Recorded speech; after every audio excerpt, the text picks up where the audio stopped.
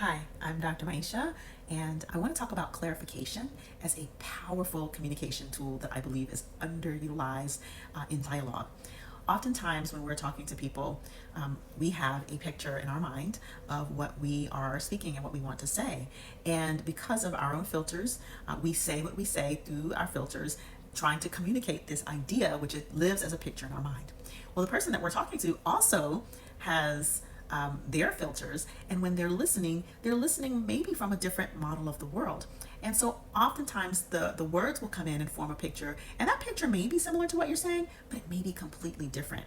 But the problem is we don't often clarify what we have said has landed in the same way that we've intended. And so clarification can really help to mitigate conflict and misunderstandings and help for people to be on the same page so that the idea, the picture of the idea that you're communicating actually matches as closely as possible to the picture that the person has formed in their head as a result of listening to what you're saying to them. So how do you do that? How do you clarify? Well, there's lots of ways to do it. It's very simple, in fact.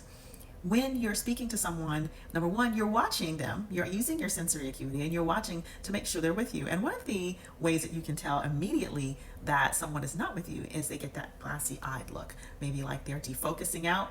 And when you notice that, you might pause and say, hey, I noticed a shift. What are you hearing me say? So that's one way to begin clarification, is to notice and keep your eyes on and watch the responses and reactions of the person that you're talking to. Another simple way, especially if you're talking on the phone and you may not be able to see the person, is you can pause and say, hey, I just wanted to make sure that you heard what I said, and let them share it back to you, right? And then I think the third way is just to ask the simple question, what are you taking away from what I'm saying?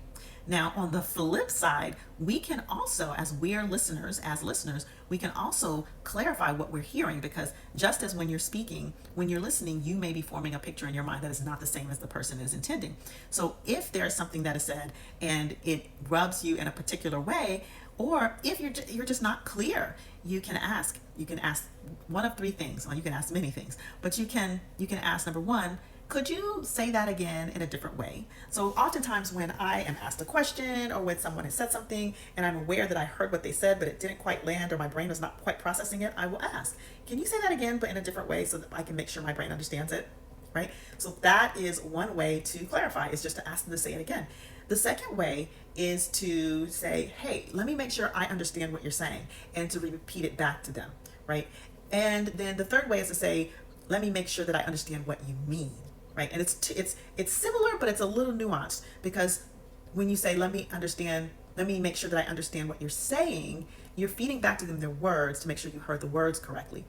Let me make sure I understand what you mean is feeding back to them the interpretation. So oftentimes you might paraphrase what they said in your own words to make sure that you have understood the nature of what they're communicating and what they either want you to do or want you to understand. So those are three ways to clarify as the listener, and three ways to clarify as the speaker that a person has actually heard what you said. Go off and practice this, because this is an extremely valuable tool that oftentimes doesn't get used and leads to misunderstandings.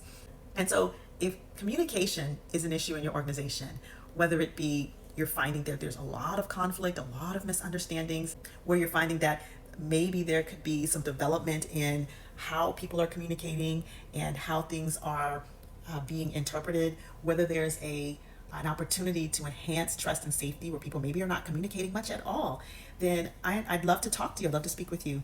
So reach out to me. Let's talk.